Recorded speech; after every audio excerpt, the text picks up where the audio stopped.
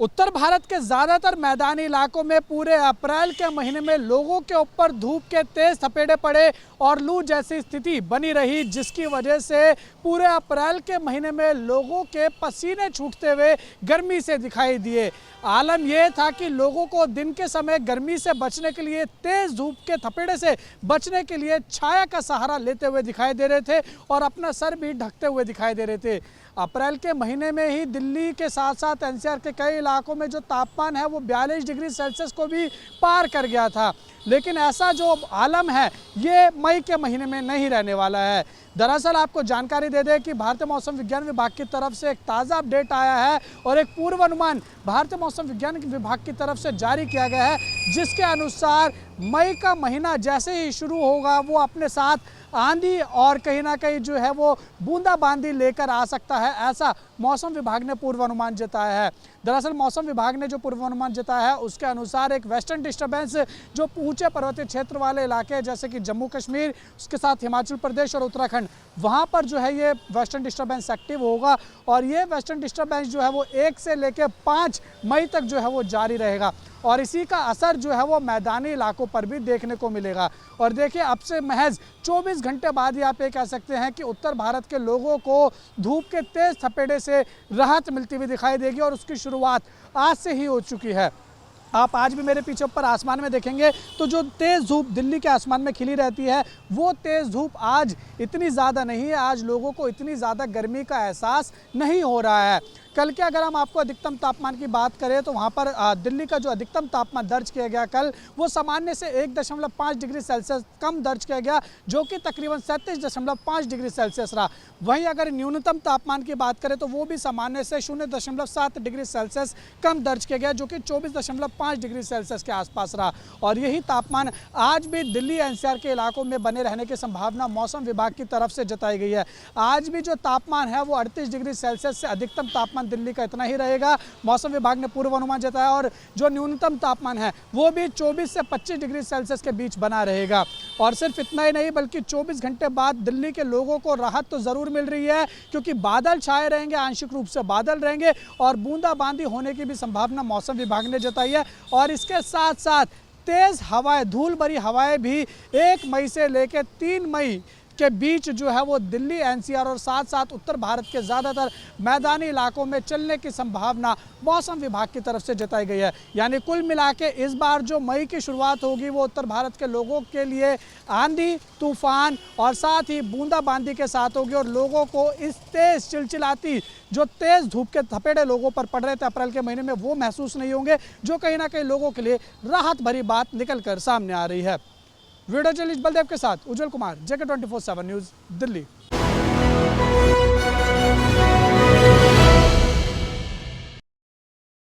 नमस्कार, आप city reporter देख रहे हैं। मैं आपके साथ ताबिश कमाल हूं। मेरे साथ मेरे सहयोगी साजिद भी हैं। वक्फ अमेंडमेंट बिल को लेकर के लगातार विरोध प्रदर्शन जारी है। हालांकि पहलगाम घटना के बाद से अब लगातार देश में पाकिस्तान के खिलाफ कार्रवाई की मांग हो रही थी। देश के हिंदू, मुस्लिम, सिख, ईसाई सभी मिलकर पाकिस्तान के खिलाफ कार्रवाई की मांग कर रहे थे। लेकिन इसी बीच All India Muslim Personal Law Board की तरफ से दिल्ली में एक प्रोटेस्ट की मांग की गई है।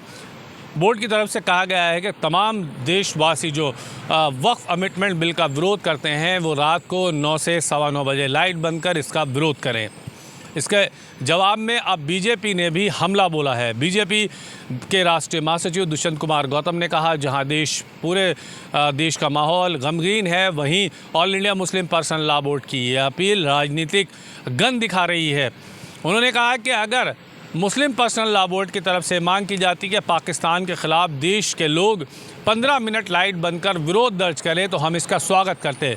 लेकिन अपने ही देश की सरकार के ख़िलाफ़ बनाए गए बिल का विरोध करके देश के अंदर मुसलमानों को बरगलाने का काम किया जा रहा है। आपको बता दें कि वक्फ अमेंडमेंट बिल को लेकर के बीजेपी का जन जागरण अभियान चल रहा है। लगातार बीजेपी मुसलमानों के बीच जाकर वक्फ अमेंडमेंट बिल समझाने की कोशिश कर रही है। ऐसे में जगह जगह वक्फ अमेंडमेंट को लेकर के बैठकें की जा रही हैं। इसी बीच लगातार मुस्लिम पर्सनल लॉ बोर्ड या तमाम मुस्लिम जो संगठन हैं वो इसका विरोध कर रहे हैं। देखना बहुत अहम रहेगा कि सरकार पाकिस्तान को लेकर कार्रवाई की तैयारी कर रही है तो मुस्लिम संगठन सरकार के ख़िलाफ़ वक्फ अमेंडमेंट को लेकर के लगातार बिगुल बजा रहे हैं। ऐसे में ये बहुत दिलचस्प रहेगा। हालांकि पूरा मामला सुप्रीम कोर्ट में विचाराधीन है, लेकिन इससे पहले all India Muslim Personal Law Board की अपील कितना असर करती है ये वक्त बताएगा। वीडियो जर्नलिस्ट साजिद के साथ ताबिश कमाल, दिल्ली।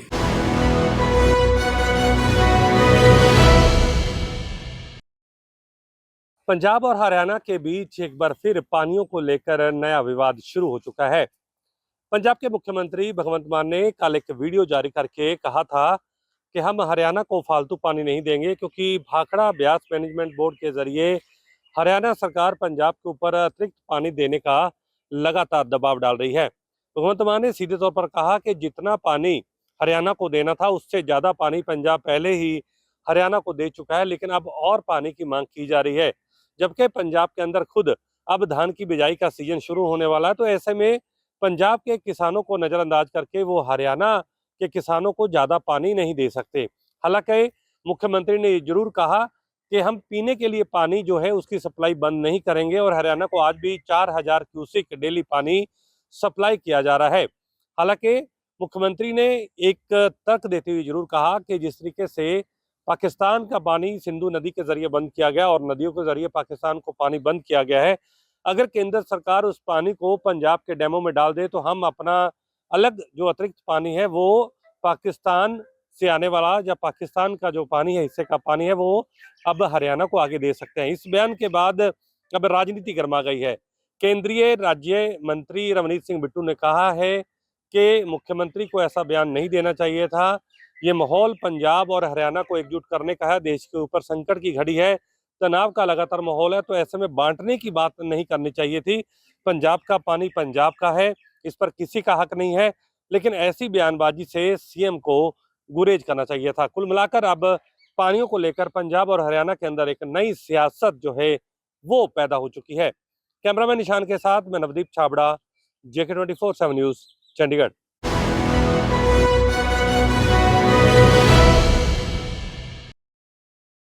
जो चुनाव करीब आ रहा है, 2027 में विधानसभा का चुनाव है उत्तर प्रदेश में, वो दोनों नेता यानी मुख्य चेहरा अखिलेश यादव, समाजवादी पार्टी के सुप्रीम लीडर, वो करारा प्रहार करते हैं योगी आदित्यनाथ की 8 वर्ष की सरकार पर। तो दूसरी तरफ योगी आदित्यनाथ को सबसे ज़्यादा खतरा अखिलेश यादव से है, तो कहाँ मौका गंवाएंगे योगी आदित्यनाथ, वो भी करारा प्रहार करते हैं और खूब वाजिब जवाब देने में सबसे आगे रहते हैं। दोनों एक दूसरे पे टिप्पणी करते हुए नजर आ रहे हैं, मगर लक्ष्य है कि 2027 का विधानसभा कैसे दोनों नेता अपने पाले में लाएं, उसके लिए संपूर्ण रूप से तैयारियां अखिलेश यादव भी कर रहे हैं, योगी आदित्यनाथ भी कर रहे हैं। अखिलेश यादव ने एक नया फार्मूला बनाया है जिसके तहत वो काम कर रहे हैं। वो फार्मूला है पीडीए फार्मूला, जिसकी उपलब्धि और कामयाबी 2024 की लोकसभा में अखिलेश यादव समाजवादी पार्टी को मिला, जिसमें 37 सीटें उत्तर प्रदेश में आई समाजवादी के पाले में। वही जीत दोबारा 2027 में दोहराना चाहते हैं। थर्ड लार्जेस्ट पार्टी इंडिया में उभर के आई समाजवादी पार्टी लोकसभा में चुनाव में, और सिंगल लार्जेस्ट पार्टी, खासतौर पे सबसे ज़्यादा सीटें उत्तर प्रदेश में जीतने की उपलब्धि अखिलेश यादव समाजवादी पार्टी के पाले में आई। अब देखने वाली बात है कि जो पीडीए फार्मूले का एक नई पटकथा तैयार की है, उसका आगे चल के कितना लाभ अखिलेश यादव को मिलता है या नहीं मिलता है। अखिलेश यादव ने अभी लोहिया वाहिनी और मुलायम सिंह यूथ ब्रिगेडियर को बाकायदा एक टीम बनाने को कहा है। ब्लॉक स्तर, विधानसभा स्तर, ज़िला स्तर पे हर विधानसभा में जाके घरों में बताएं कि 8 वर्ष की जो उपलब्धि गिना रहे हैं योगी आदित्यनाथ, भारतीय जनता पार्टी, वो कहीं ना कहीं ज़ीरो है। असल में उत्तर प्रदेश का विकास खास तौर पे नेता मुलायम सिंह, उसके बाद अखिलेश यादव ने किया है। ये चीज़ें डोर टू डोर जाके लोगों को बताना है और काम करेगा लोहिया वाहिनी जो विंग है और मुलायम सिंह यूथ ब्रिगेड, ये दोनों विंग काम करेगी मैसेज पहुंचाने में, और दोनों में सिमिलरिटीज़ डिससिमिलरिटीज़ बताएगी कि दोनों में कमियां कहाँ हैं और दोनों में सबसे प्रथम कौन है। प्रथम की श्रेणी में अखिलेश यादव उनकी सरकार को गिनाने का काम ये दोनों विंग समाजवादी पार्टी की करेगी। अब देखने वाली बात है कि आरएसएस जिस तरह से डोर टू डोर कैंपेनिंग करती है भारतीय जनता पार्टी के लिए, वही campaigning before election Akhilesh Yadav करने जा रहे हैं। लगता है वो चाहते हैं कि कोई भी शख्स ऐसा ना उत्तर प्रदेश में रह जाए जो समाजवादी को वोट ना दे। मेहनत ज़्यादा है, बातें पहुंचाने में इस वक्त अखिलेश यादव कामयाब हो रहे हैं, दलित वोट बैंक को अपनी तरफ साधने में कामयाब हो रहे हैं। वहीं अंबेडकर पोस्टर वार को लेकर बहुत से विपक्ष की पार्टियों ने अखिलेश यादव को घेरा, मगर उस घेरने में भी अखिलेश यादव कहीं ना कहीं किसी रास्ते से निकलते हुए नजर आ रहे हैं। दलितों की सिंपैथी अखिलेश यादव की तरफ जाती हुई नज़र फिलहाल उत्तर प्रदेश में आ रही है। मगर देखने वाली बात है कि 2027 में कितना अखिलेश यादव का पीडीएफ फार्मूला काम करता है और कितना ये दोनों विंग की कामयाबी और मेहनत रंग लाती है। क्या अखिलेश यादव दोबारा उत्तर प्रदेश के मुख्यमंत्री बन पाते हैं या नहीं, या योगी आदित्यनाथ फिर से बाजी मार लेते हैं, ये तो आने वाला कल बताएगा। कैमरा पर्सन सुमित के साथ रजा बाज, लखनऊ, जेके न्यूज़।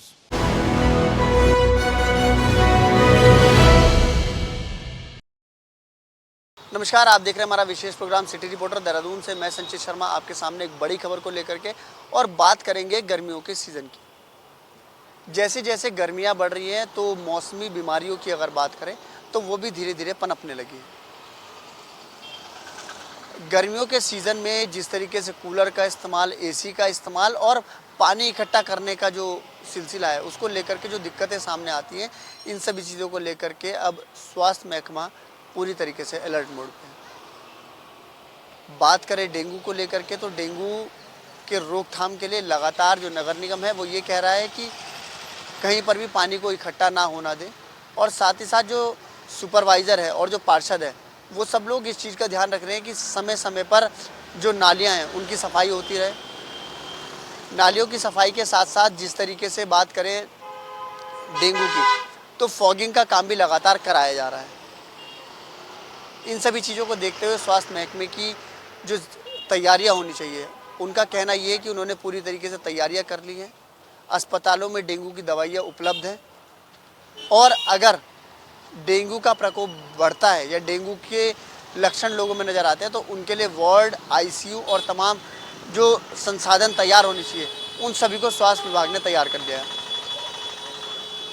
लेकिन फ़िलहाल की स्थिति की बात करें तो लोगों के फीडबैक की अगर बात करें तो लोगों का मानना ये है कि फ़िलहाल की स्थिति सामान्य है। लेकिन जिस तरीके से गर्मी बढ़ेगी, अगर डेंगू का प्रकोप बनता है तो ये देखने वाली बात होगी कि जो जिम्मेदार एजेंसियां और जिम्मेदार विभाग है, चाहे वो स्वास्थ्य विभाग हो, चाहे वो नगर निगम हो, चाहे वो अन्य विभाग हो, वो जो अपने दावे और वादे कर रहे हैं वो कितने सटीक और कितने दुरुस्त साबित होंगे, ये समय बताएगा। कैमरा पर्सन वीरेंद्र थपलियाल के साथ देहरादून से संचित शर्मा।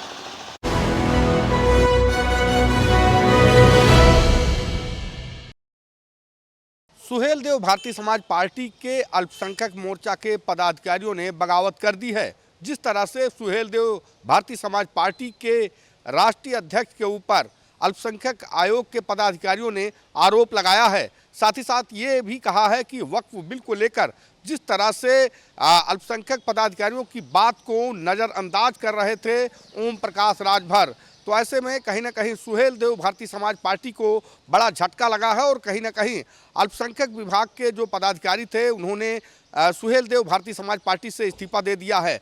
जिस तरह से भारतीय सुहेलदेव समाज पार्टी का समर्थन बीजेपी से है, तो ऐसे में ये भी माना जा रहा है कि कहीं ना कहीं सुहेलदेव भारतीय समाज पार्टी के जो अल्पसंख्यक मोर्चे के जो लोग हैं, जिस तरह से बगावत किए हैं, तो तमाम ऐसे पदाधिकारी हैं, तमाम कार्यकर्ता हैं सुहेलदेव भारतीय समाज पार्टी के, जो कहीं ना कहीं उनका मोह भंग हो गया है और आप ये कह सकते हैं कि बगावत के सुर भी देखे जा रहे हैं। जिस तरह से अल्पसंख्यक आयोग के तमाम पदाधिकारियों ने यह भी कहा कि आने वाले समय में सुहेलदेव भारतीय समाज पार्टी के तमाम जो नेता हैं वो सुहेलदेव पार्टी से इस्तीफा देंगे।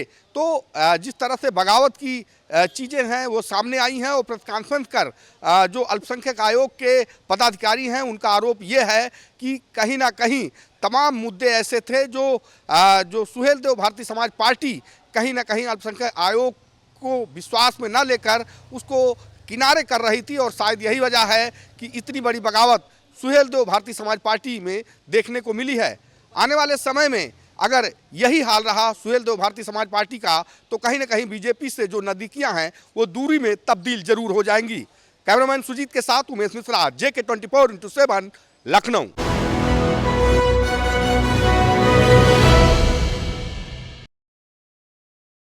सिटी रिपोर्टर देख रहे सभी दर्शकों को नमस्कार।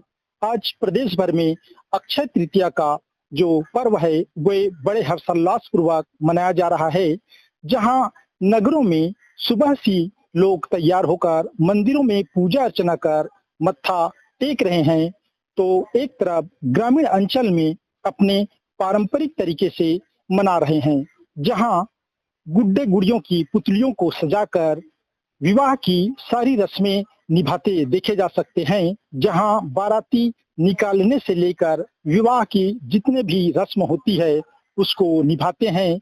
और आज के दिन ग्रामीण अंचलों में, गांव में काम बंद कर दिन भर यह पर्व बड़े ही हर्षोल्लास पूर्वक मनाते हैं।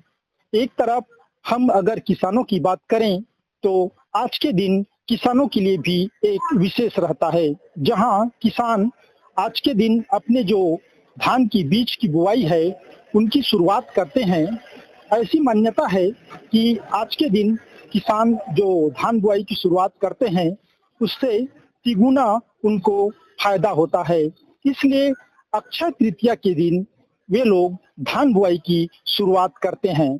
अक्षय तृतीया को गांव में अक्ति पर्व के रूप में जानते हैं और आज के दिन सभी लोग बड़े ही हर्षोल्लास पूर्वक इसे मनाते हैं, जो सुबह से शुरू होकर देर रात तक चलते रहती है।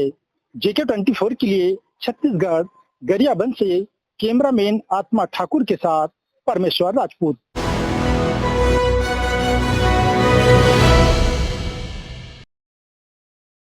बाबा साहेब डॉक्टर भीमराव अंबेडकर और अखिलेश यादव की तस्वीरों को आधा आधा काट कर लगाने पर उत्तर प्रदेश की सियासत गर्मा गई है। आज भारतीय जनता पार्टी के कार्यकर्ता अखिलेश यादव के खिलाफ सड़कों पर उतरे और जोरदार प्रदर्शन किया। आपको बता दें कि कई जिलों में, वाराणसी, मेरठ, अलीगढ़ समेत कई जिलों में जो भारतीय जनता पार्टी के कार्यकर्ता थे उन्होंने बाजुओं में काली पट्टी बांधकर अखिलेश यादव के खिलाफ प्रदर्शन किया और बाबा साहेब के अपमान को पूरे दलित समाज का अपमान बताया और जोरदार प्रदर्शन किया। आपको बता दें कि बाबा साहेब के अपमान को लेकर मायावती ने भी अपनी प्रतिक्रिया दी है। बसपा सुप्रीमो मायावती ने कहा है कि इस समय देश को एकजुट रहने की आवश्यकता है। अखिलेश यादव को डॉक्टर भीमराव अंबेडकर की विरासत पर राजनीति नहीं करना चाहिए और अगर ऐसा ही रहा तो बसपा भी सड़कों पर उतरने से पीछे नहीं हटेगी। वहीं इस पूरे मामले को देखते हुए डिप्टी सीएम ब्रजेश पाठक ने भी बाबा साहेब के अपमान को पूरे दलित समाज का अपमान बताया है और उन्होंने अखिलेश को नसीहत दी है। आपको बता दें कि अखिलेश यादव ने भी इस पूरे मामले को लेकर अपनी प्रतिक्रिया दी है। अखिलेश यादव ने कहा है कि डॉक्टर भीमराव अंबेडकर आज भी भगवान हैं और उनकी तुलना किसी से नहीं की जा सकती, लेकिन उनके पोस्टर लगाने के बाद लगातार उत्तर प्रदेश में सियासत गर्म है और जो भारतीय जनता पार्टी के कार्यकर्ता हैं उनके खिलाफ सड़कों पर उतरकर जोरदार प्रदर्शन कर रहे हैं। आपको बता दें कि अखिलेश यादव पीडीए को उधार देने के लिए उत्तर प्रदेश में लगातार प्रयास कर रहे हैं और उनको ये पोस्टर लगाने के बाद से लगातार जो लोग हैं वो भारतीय जनता पार्टी के जो कार्यकर्ता हैं वो सड़कों पर उतर आए हैं और वो इस को बाबा साहेब का अपमान बता रहे हैं। बुलंदशहर से JK24 न्यूज़ के लिए परवेंद्र लोधी।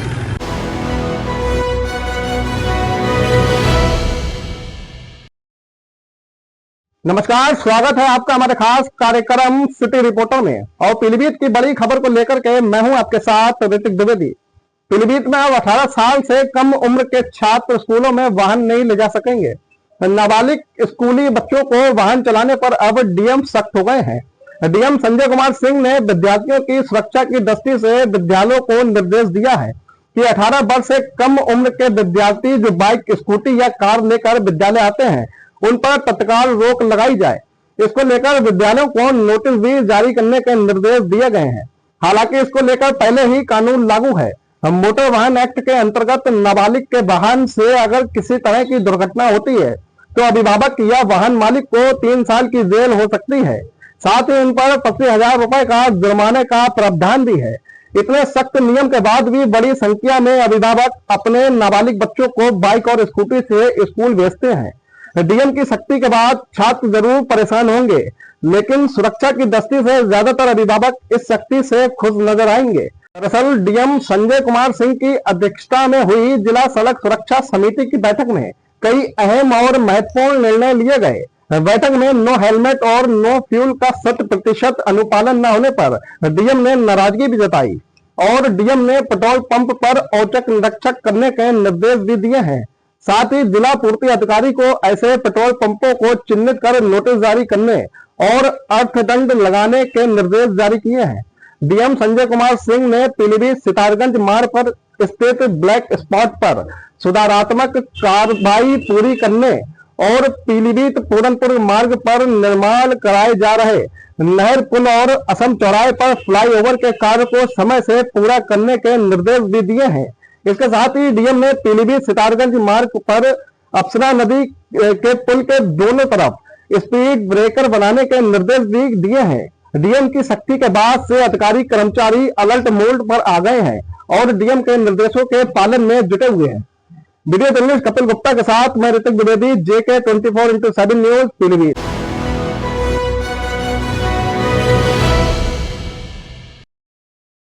नमस्कार, आप देख रहे हैं JK 24/7 न्यूज।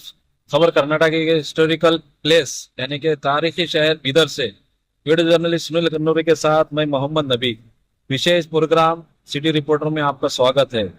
आज नीट एग्जामिनेशन को लेकर एक बीदर से खबर। आज बीदर के स्टूडेंट्स जितने नीट का एग्जाम देने वाले हैं उनके लिए विशेष न्यूज है।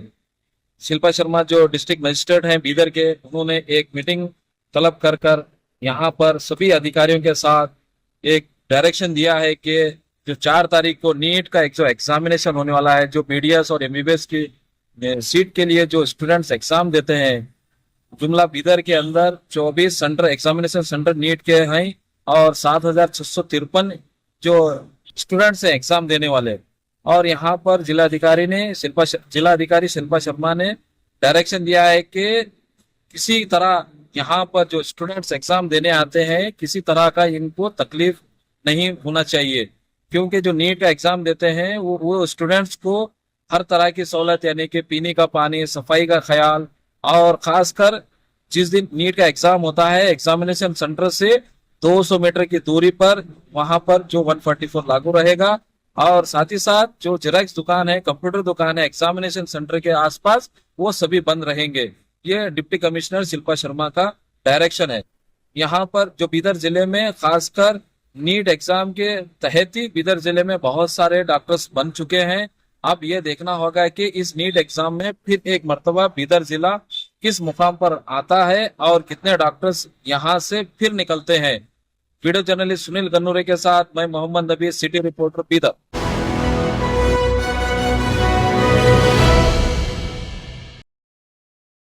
2027 के चुनाव से ठीक पहले लगातार होर्डिंग्स का विवाद उत्तर प्रदेश में फिर से शुरू हो गया है। आज अखिलेश यादव के साथ बाबा साहब भीमराव अंबेडकर की फ़ोटो लगाने का विवाद अब गर्माता जा रहा है। समाजवादी पार्टी कार्यालय के बाहर समाजवादी पार्टी के ही कार्यकर्ता ने अखिलेश यादव, समाजवादी पार्टी के राष्ट्रीय अध्यक्ष अखिलेश यादव के साथ साथ उन बाबा साहब भीमराव अंबेडकर की फ़ोटो लगा दी। और आधी फ़ोटो राष्ट्रीय अध्यक्ष अखिलेश यादव की है, जिसमें आधी फ़ोटो समाजवादी पार्टी के अध्यक्ष अखिलेश यादव की है और दूसरी तरफ फ़ोटो बाबा साहब भीमराव अंबेडकर की है, जिसको देखते हुए भारतीय जनता पार्टी के युवा मोर्चा महिला कार्यकर्ताओं ने आज जमकर विरोध प्रदर्शन किया। राजधानी लखनऊ के हजरतगंज चौराहे पर बाबा साहब भीमराव अंबेडकर की मूर्ति के नीचे भारी मात्रा में भारतीय जनता पार्टी के कार्यकर्ता पहुँचे, जहाँ पर उन्होंने जमकर इसका विरोध किया।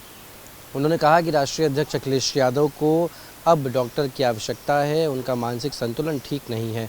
इस तरीके की तमाम गलत बयानबाजी की गई। साथ ही साथ हाल ही की बात करें तो हाल ही में जो समाजवादी पार्टी के सांसद हैं उन्होंने भी वीर पुरुष के लेकर के अमर्यादित टिप्पणी की थी, जिसके बाद राजधानी लखनऊ से लेकर के आगरा से लेकर के अलीगढ़ और तमाम प्रदेश के अलग अलग जगहों पर बड़े प्रदर्शन देखने को मिले। और अब एक बार फिर से अखिलेश यादव के इस पोस्टर से फिर से बयानबाजी शुरू हो गई है। भारतीय जनता पार्टी ने आज जमकर प्रदर्शन किया, जमकर हल्ला बोला और कहा गया कि समाजवादी पार्टी के राष्ट्रीय अध्यक्ष अखिलेश यादव को इस तरीके की बयानबाजी से बचना चाहिए। आने वाला समय 2027 के चुनाव का है और इसके बाद से अब लगातार राजधानी लखनऊ में पोस्टर वॉर शुरू हो चुका है। वीडियो जर्नलिस्ट सुमित के साथ गौरव पांडे, JK 24/7 न्यूज़, लखनऊ।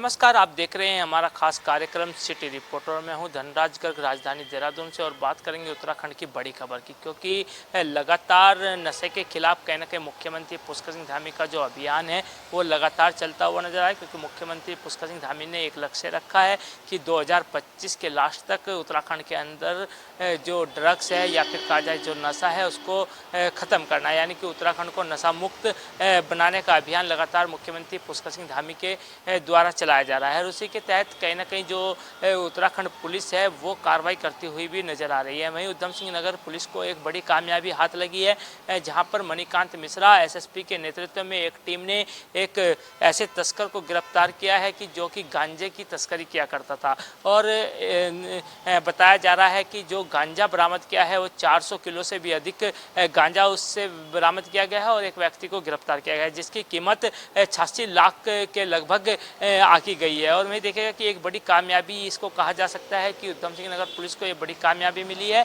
और मैं देखेगा कि उधम सिंह नगर पुलिस कहीं ना कहीं लगातार ऐसे नशा तस्करों पर शिकंजा कसने का काम कर रही है। और अभी देखा जाए जो नशा तस्कर पकड़ा गया है उसके पास से 400 किलो के करीब जो गांजा है वो बरामद किया गया है और उसका एक साथी अभी फरार बताया जा रहा है। और ये भी जानकारी मिली है कि जो व्यक्ति है वो कहीं ना कहीं इस गांजे की जो सप्लाई है बिहार, मध्य प्रदेश, उड़ीसा आदि ऐसे राज्यों में यानी कि अन्य राज्यों में जाकर कहीं ना कहीं उसकी सप्लाई किया करता था और इसको यूपी और उत्तराखंड के बॉर्डर से गिरफ्तार किया गया है। अभी पुलिस इससे और जानकारी भी जुटा रही है कि आखिर इसके पीछे कौन कौन है, क्योंकि इतना बड़ा रैकेट कहा जा सकता है, क्योंकि इतनी बड़ी तादाद में जो खेप इसके पास से बरामद हुई है ये एक आदमी का काम नहीं है, बल्कि इसके पीछे किसी और का भी हाथ हो सकता है।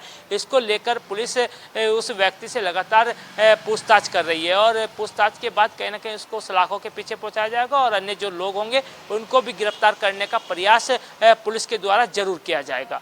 कैमरामैन वीरेंद्र थपलियाल के साथ धनराज गर्ग, JK 24/7 न्यूज़, देहरादून।